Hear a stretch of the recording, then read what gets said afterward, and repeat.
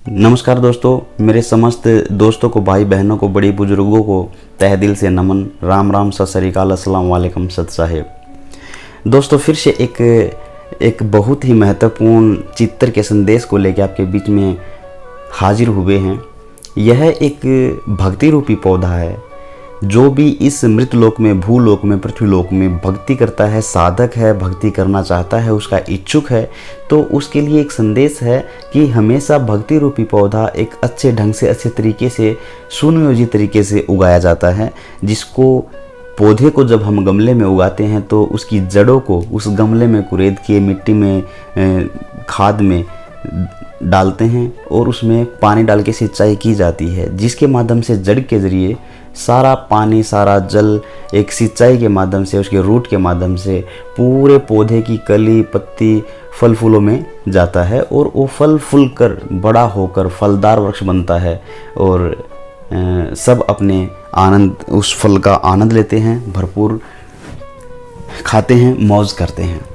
ऐसे ही जैसे एक पौधे को उगा के फल और फूलों तक उसकी कहानी जाती है, छाया उसकी ली जाती है, आनंद लिया जाता है, ऐसे ही भक्ति रूपी पौधा होता है। अगर वो सही तरीके से उगाया जाता है तो उस भक्ति के इस पौधे से, उस भक्ति के उस परिणाम से, फल से सब सुख, सर्व सुख मिलते हैं। वो परमात्मा की मेहर, उसका आशीर्वाद, उनका हर एक फ़ायदा, हर उनका सुख मिलता है। तो जो भक्ति रूपी उगाया जाता है, भक्ति रूपी पौधा जब उगाया जाता है, उसको सही ढंग से उगाया जाता है, सिंचाई की जाती है तो पूरा फलता फूलता है। अगर हम उसको गलत तरीके से इस्तेमाल करते हैं, यानी कि अगर उसकी रूट्स को, जड़ को अगर ऊपर कर देते हैं, पत्तियों को उसके नीचे डालते हैं, तो यह एक उल्टा तरीका है जिससे हम उस मकसद तक नहीं पहुंच पाएंगे, उसका सर्व सुख नहीं ले पाएंगे। तो ये भक्ति का अच्छा और सही तरीका है, जिसमें लिखा भी गया है, दर्शाया भी गया है कि शास्त्र अनुकूल साधना, अर्थात सीधा बीजा हुआ भक्ति रूपी पौधा। तो इसमें क्या दर्शाया गया है कि जो सबसे बड़े परमात्मा, असंख्य ब्रह्मांडों के मालिक हैं, पूर्ण परमात्मा है, अगर हम सीधे ही उस परमात्मा को याद करें, उनका मंथन करें, चिंतन करें, उनका जाप करें, उस भगवान के बताए हुए निर्देशों पर चलें, उस भगवान को रिझाएं, उसको याद करें, उसके भक्ति के तरीका का अनुसरण करें, तो हमें सर्व सुख मिलते रहेंगे। ये बहुत दुखद बात है कि हम उस पूर्ण परमात्मा के मर्म ज्ञान को और उस रास्ते को नहीं जान पाए कि वो पूर्ण परमात्मा, असंख्य ब्रह्मांडों के मालिक कौन हैं। इस समाज की ये दुर्भाग्य है कि त्रिगुण, तीनों देव, त्रिलोकीनाथ, जो हर एक बच्चा इस चीज़ से वाकिफ़ है, त्रिलोकीनाथ कौन होते हैं, जो तीन लोकों के नाथ हैं, तीन लोकों के स्वामी हैं।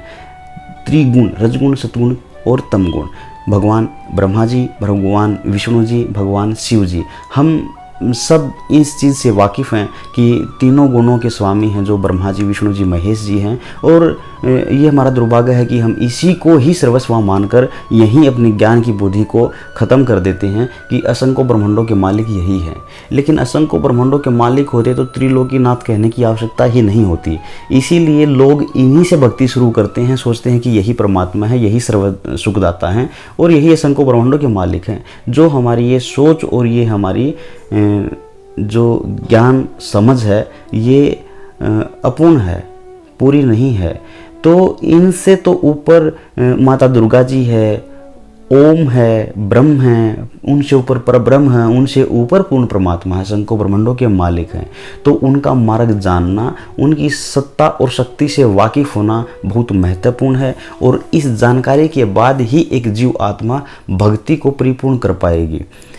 तो असंख्य ब्रह्मांडों के जो मालिक हैं, अगर हम भक्ति वहीं से शुरू करते हैं, उन्हीं के निर्देशों पे चलकर भक्ति करते हैं, तो हमारी भक्ति सफल होती है। और शास्त्रों में बताया गया है कि जैसे 7वें अध्याय में बताया गया है कि तीनों गुणों की भक्ति करने वाले मनुष्यों में नीच, दूषित कर्म करने वाले, मूर्ख, अज्ञानी लोग होते हैं। ये एक बहुत ही गहरी बात बताई गई है। तो भक्ति करें तो करें किसकी करें, तो उसमें ये भी दिखाया गया है कि इनसे ऊपर ब्रह्म है, जिसमें गीता जी के 8वें अध्याय के 13वें मंत्र में बताया गया है कि मैं ओम हूँ, मेरा मेरा नाम ब्रह्म है, यानी कि ब्रह्म का ही मंत्र ओम है, यानी कि ये ब्रह्मा जी, विष्णु जी, महेश जी से बड़ी शक्ति है। और 18वें अध्याय के 62 श्लोक में बताया गया है कि अगर अर्जुन तुझे मेरे लेवल तक की भक्ति करनी है तो मैं ब्रह्म हूँ और मैं ब्रह्मलोक तक आपको सुख प्रदान कर सकता हूँ, लेकिन अगर आपको अमर स्थान चाहिए, अमर लोक चाहिए, अमर परमात्मा चाहिए, तो 18वें अध्याय के 62वें श्लोक में ये चीज़ बताई गई है कि तू अपने सर्वभाव से जो आपने भक्ति की है, संचय किया है, उसको मुझ में निमित्त कर दे, मुझ में दे दे, और उसके बाद मैं तुम्हें सर्व पापों से मुक्त कर दूंगा और तुम उस पूर्ण परमात्मा के पास जा सकते हो। तो असंख्य ब्रह्मांडों का मालिक कोई और है।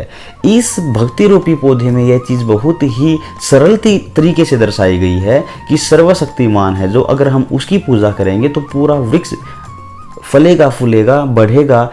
एक वक्त आएगा जो छाया से भरपूर होगा, जो पंथी को, राहगीर को छाया भी प्रदान करेगा, फल भी, फूल भी उनसे लदपद रहेगा, और वक्त आने पर खुद ही नहीं अपितु अपने पूरे समाज में और परिवार में वो फलों का आनंद ले पाएगा। इस चित्र में बहुत ही सरल तरीके से दर्शाया गया है कि गीता जी के अध्याय नंबर 15 के श्लोक नंबर 1 व 2 और 16 और 17 में ये भक्ति रूपी पौधे को दर्शाया गया है, बताया गया है, जिसमें कबीर परमात्मा ने बहुत ही सरल वाणी में इस चीज़ को उल्लेखित किया है। अक्सर पुरुष एक पेड़ है, निरंजन वा की डार, तीनों देवा शाखा हैं, ये पात रूप संसार। ये एक पौधा है जो जमीन से बाहर निकलता है, उसे तना बोलते हैं, पौधा बोलते हैं। ये अक्षर रूपी है। जब इसे एक शाखा निकलती है, डार निकलती है, वो एक निरंजन है, और उससे 3 डार निकलती हैं, जिसको ब्रह्मा जी, विष्णु जी, महेश जी से दर्शाया गया है, और उसके बाद पत्ते होते हैं, फिर फल फूल होते हैं। ये एक संसार रूपी, भक्ति रूपी पौधा है जिसमें पूरा संसार को दर्शाया गया है। ये एक तरीका है, लेकिन जड़ को सर्वतः भूल जाते हैं, सभी भूल जाते हैं। जो जड़ होती है वह होती है पूर्ण परमात्मा, असंख्य ब्रह्मांडों के मालिक, जिसने सृष्टि को रचा है। अगर हम उसको निमित्त मानकर, उसको सर्वस्व मानकर उस जड़ में पानी देंगे, सिंचाई करेंगे, तो सर्व सुख, छाया भी, फल भी, फूल भी, और सर्व सुखों से संपन्न हो जाएगी अपना जीवन। तो दोस्तों, ये एक भक्ति को शुरू करने का एक तरीका है जिसमें भगवान को निमित्त मानते हैं, पूर्ण परमात्मा को निमित्त मानते हैं, और इस पौधे की डार होती हैं ब्रह्मा जी, विष्णु जी, महेश जी। तो वो सर्वस्वा नहीं हैं, सबसे बड़े नहीं हैं। अगर हम जड़ को ही भूल जाएंगे, जड़ को ही काट देंगे, जड़ की ही सिंचाई नहीं करेंगे, तो यह पौधा किसी काम का नहीं रहेगा। तो दोस्तों, इस पौधे में भी दर्शाया गया है कि सर्वशक्तिमान परमात्मा को जड़ मान के, निमित्त मान के, उसकी सिंचाई करके हम भक्ति रूपी पौधे को उगा सकते हैं और सर्व सुखों से संपन्न हो सकते हैं। तो दोस्तों, इस फोटो और चित्र का जो मार्मिक संदेश है वह यही है कि अपने जीवन में उस परमात्मा को जानने के लिए सद्गुरु को धारण कीजिए। तत्वदर्शी संत जो विश्व में एक ही होते हैं, जो सर्व धर्मों के, धार्मिक अनुष्ठानों के जो गुरु होते हैं, उनको परास्त करके एक सर्वविजेता जो संत होते हैं, तत्वदर्शी संत होते हैं, जो सर्व संसार के गुरु होते हैं, उनको पहचानो, जानो, उनके पथिक उस रास्ते पे आइए, उसकी पहचान कीजिए, उनके बताए हुए मार्ग का अनुसरण कीजिए, उस पूर्ण परमात्मा की जानकारी लीजिए, अपने जीवन को सफल कीजिए। इस मृत लोक से भक्ति की कमाई का संचय करके उस अमर लोक, सतलोक, सचखंड में जाने का प्रयास कीजिए। अन्यथा हम अपने कर्मों को स्वर्ग, महास्वर्ग और ऊपर वाले लोकों में ही उनको ख़त्म करके फिर से इस भूलोक में, मृत लोक में आएंगे और अपने कर्मों को फिर से खाली करके 84 लाख योनियों में भ्रमण करते हुए अपने जीवन का, अनमोल जीवन का सर्वनाश कर बैठेंगे। तो सबसे उत्तम है कि उस पूर्ण परमात्मा के, उस परमहंस तत्वदर्शी संत को पहचाने, उनकी शरण में आए, उनके मार्ग को जाने, उनके बताए हुए पथिक उस रास्ते को अनुसरण कीजिए, उस पूर्ण परमात्मा को पाने का प्रयास कीजिए। दोस्तों, ये एक बहुत ही सरल उदाहरण से मार्मिक संदेश था। ऐसे ही किसी गहरे संदेश को लेकर आपके बीच में आते रहे।